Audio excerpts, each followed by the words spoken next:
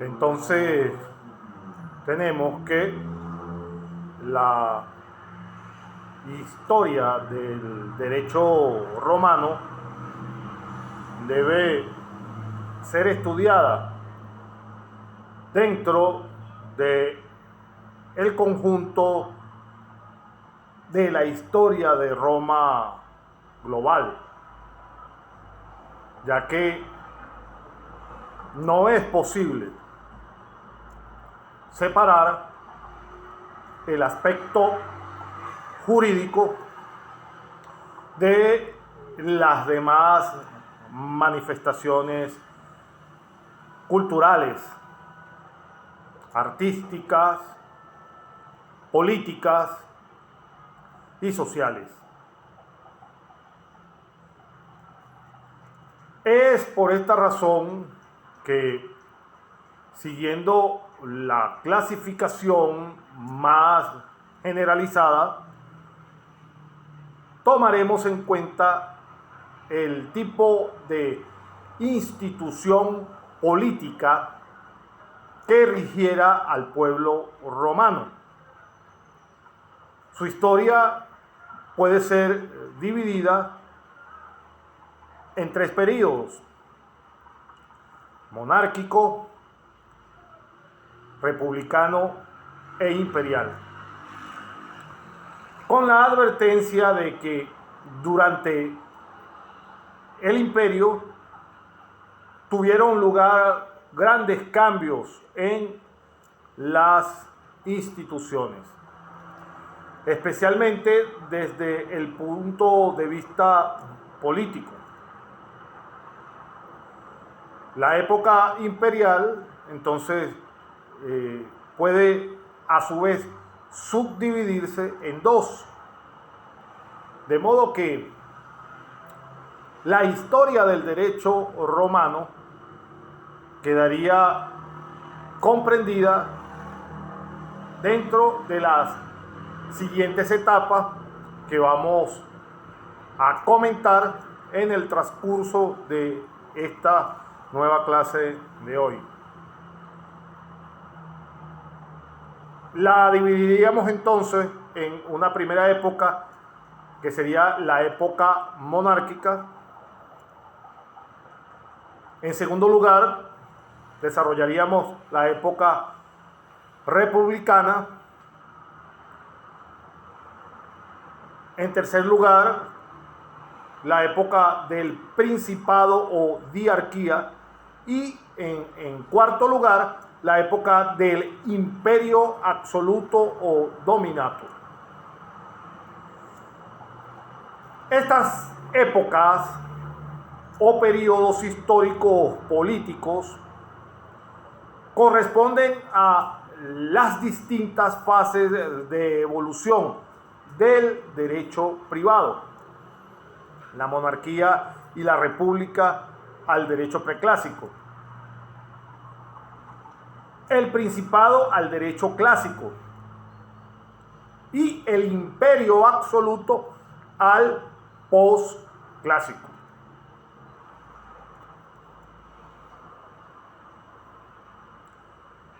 De tal manera que, siguiendo curso entonces en ese orden cronológico histórico, vamos a comenzar con la monarquía. La época monárquica va a abarcar desde la fundación de la ciudad de Roma hasta el año 243 de la era romana. Es decir, cronológicamente va a abarcar desde el año 753 al 510 antes de Cristo. Año 753, fundación de la ciudad de Roma, hasta el 510 antes de Cristo. Las circunstancias de la fundación de esta ciudad, me refiero, por supuesto, a la ciudad de Roma, que con el tiempo llega o llegará a ser el centro del mundo conocido, nos son casi desconocidas. Solo a través de leyendas sabemos de la existencia de los primeros habitantes de la península itálica. De manera tal que es un hecho que en ella convivieron distintos pueblos, a saber, en la península itálica. La península itálica, si nos ubicamos en el espacio geográfico actual, es la que comprende la Italia continental de nuestros días. De manera tal que uno de los primeros pueblos que hizo vida y se asentó en la península itálica fueron los latinos. Este pueblo se ubicó en el centro de la península itálica. Al norte se encontraban los etruscos y al sur el pueblo sabino, los sabinos.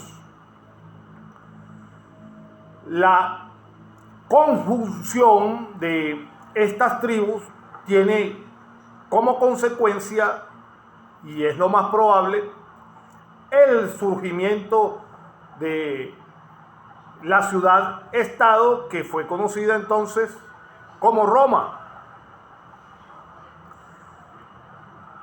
La población de esta comunidad se encuentra políticamente agrupada en 30 curias. Esto significaba que 10 curias por cada una de las 3 tribus.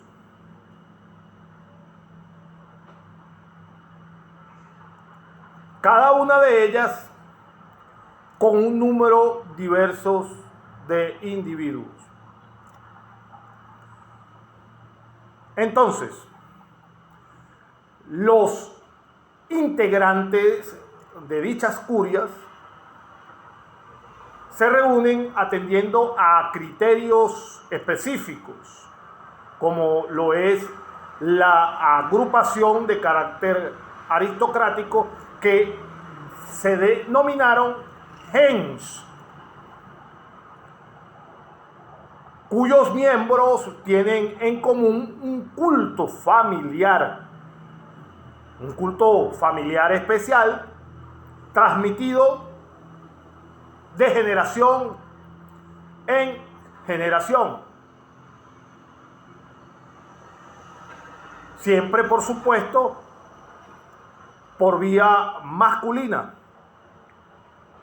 Se trata entonces, en realidad, de la unión de varias familias muy extensas, con antepasados comunes y ligadas entre sí por el mismo nombre y gentilicio. Cada una de ellas bajo la autoridad de un pater familias o pater familias, que era la denominación que se le daba al jefe de esa familia, masculino, por supuesto. Estos individuos que dirigen la vida política, religiosa y social de la antigua Roma son conocidos con el nombre de patricios. Y por supuesto, son los que tenían una situación privilegiada dentro de la sociedad. Por otro lado, vamos a encontrar a otra agrupación de ciudadanos que se denominaron plebeyos, que constituían la gran masa de la población. Era la masa más numerosa y como característica también se podía decir que era, por supuesto, la más pobre, así como también la conformaban aquellos de origen extranjero. Acudían entonces estos plebeyos a las familias más poderosas, a las familias de los patricios, ¿en busca de qué? En busca de apoyo a cambio de la prestación de determinados servicios. Los miembros de estos grupos han sido denominados clientes. Existía, por tanto, una profunda desigualdad entre patricios y plebeyos.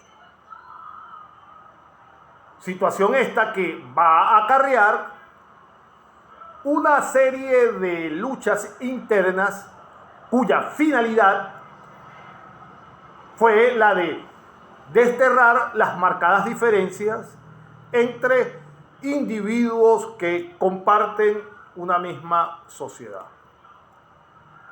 Ahora bien, esta es la primera descripción de la conformación social de la incipiente ciudad de Roma.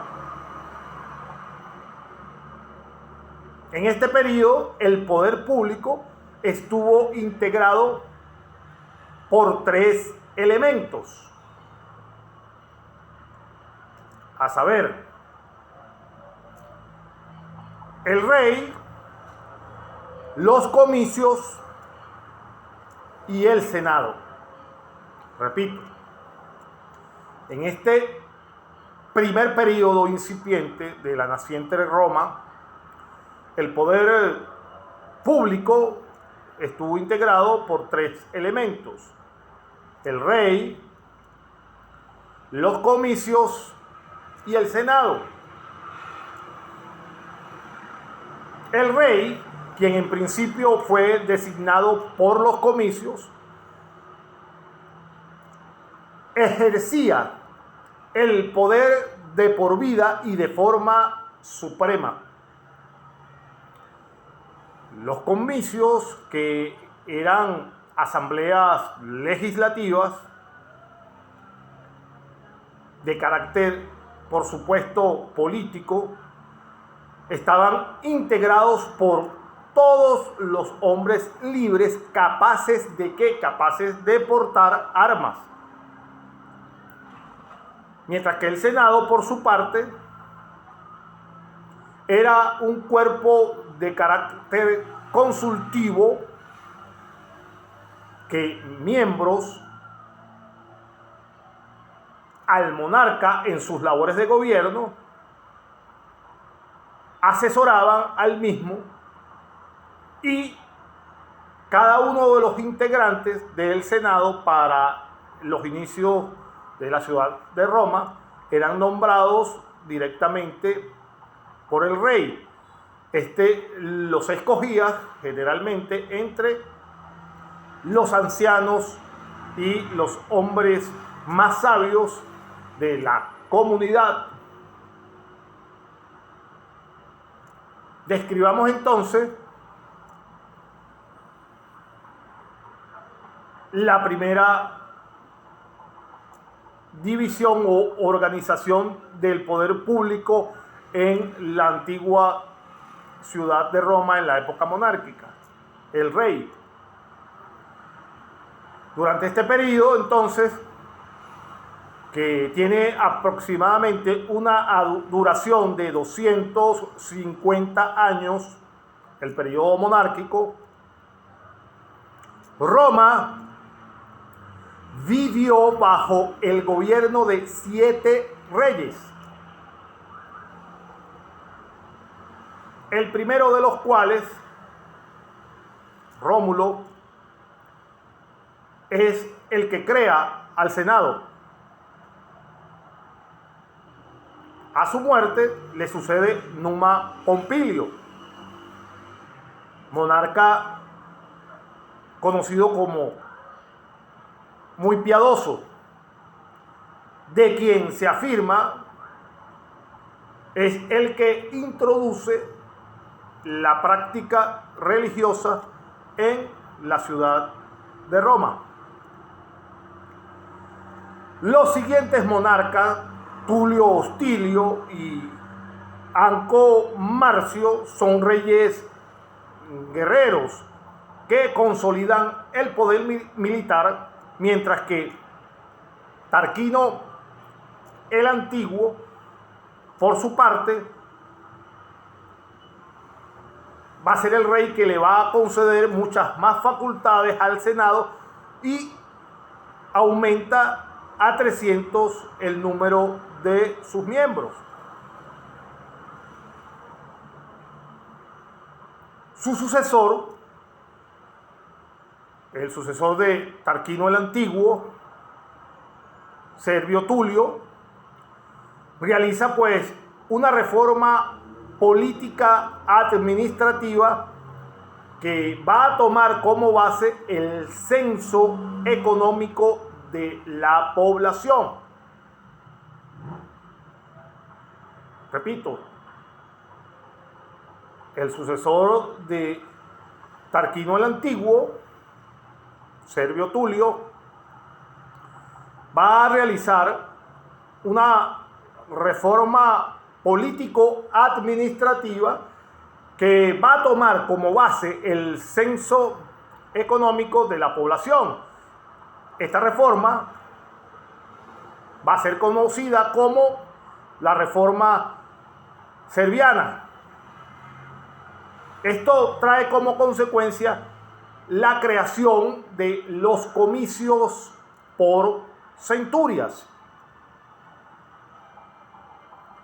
Y finalmente, Tarquino el Soberbio, último monarca de la ciudad de Roma, último rey que tuvo la antigua Roma,